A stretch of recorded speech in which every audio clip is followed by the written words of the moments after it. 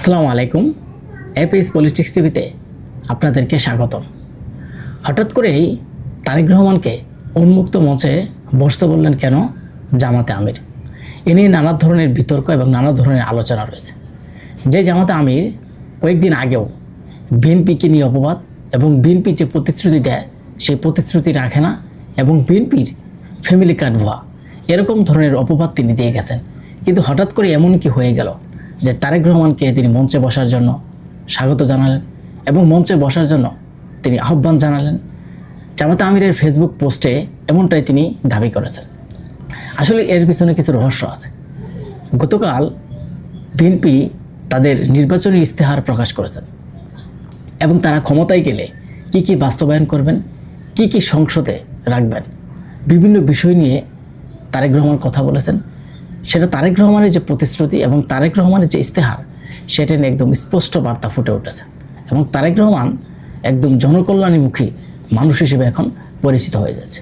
তিনি সেখানে বলেছেন 10 বছরের বেশি কেউ প্রধানমন্ত্রী থাকতে পারবে না। যে কোনো প্রধানমন্ত্রী তার তেমন ক্ষমতা জোরপূর্বকভাবে কোনো কিছু করতে পারবে না এবং তত্ত্বাবধায়ক সরকার ফিরে আসবে।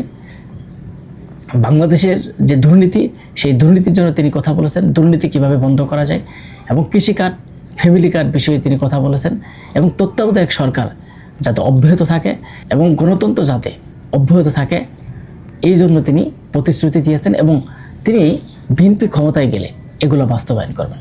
তারেক রহমান যে ইস্তেহার দিয়েছেন সেটার পরেই কিন্তু জামাতে আমির ফেসবুকে পোস্টে তিনি বলেছেন তাকে বসার জন্য, একসাথে উন্মুক্ত মঞ্চে খোলামেলা কথা বলার জন্য।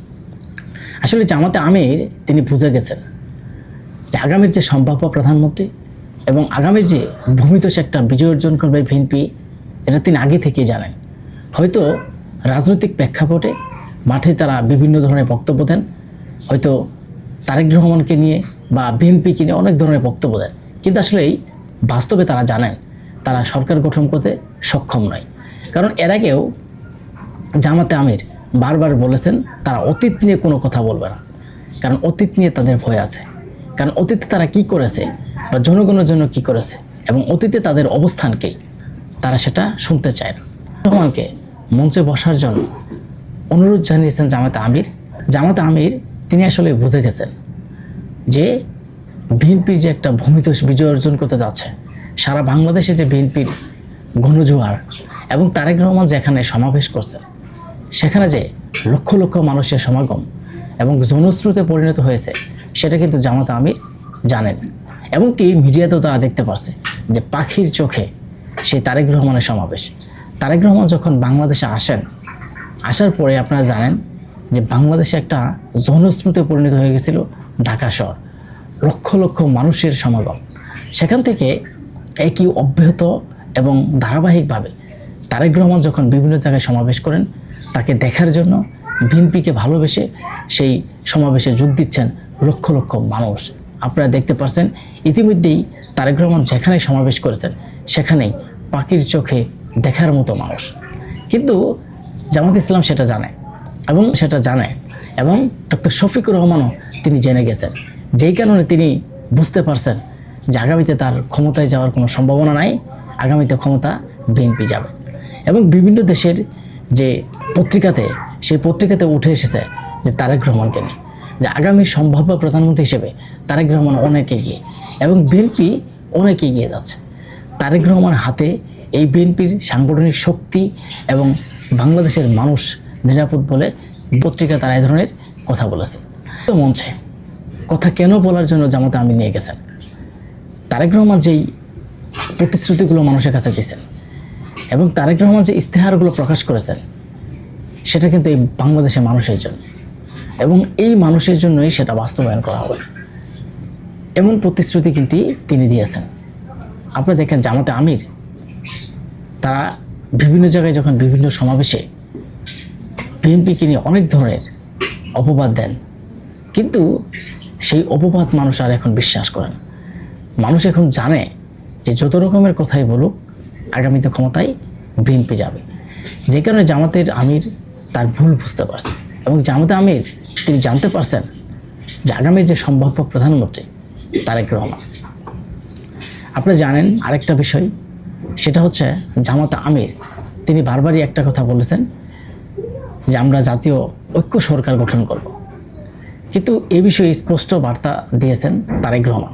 ওইটাতে দেওয়া এক সাক্ষাতে তারেক রহমান বলেছেন যে আমরা কোনো জাতীয় সরকার গঠন করতে চাই না, বিএনপি এককভাবে সরকার গঠন করবে।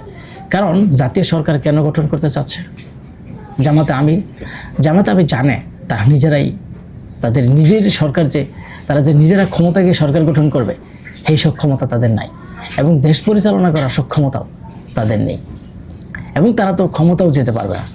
তারা এখন বিভিন্ন জায়গায় বক্তব্য দিচ্ছে তার ক্ষমতায় গেলে একটা জাতীয় সরকার গঠন করবে।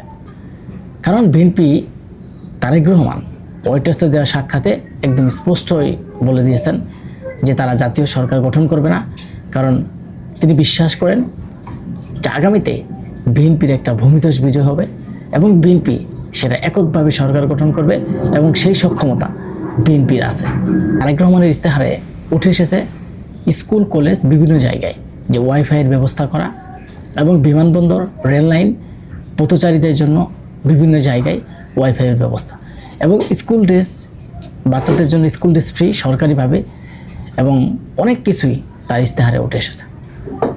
আসলে তিনি যে ধরনের ইস্তেহারগুলো দিয়েছেন এটা প্রতিটা রাজনৈতিক দল এবং প্রতিটা মানুষের জন্য গুরুত্বপূর্ণ।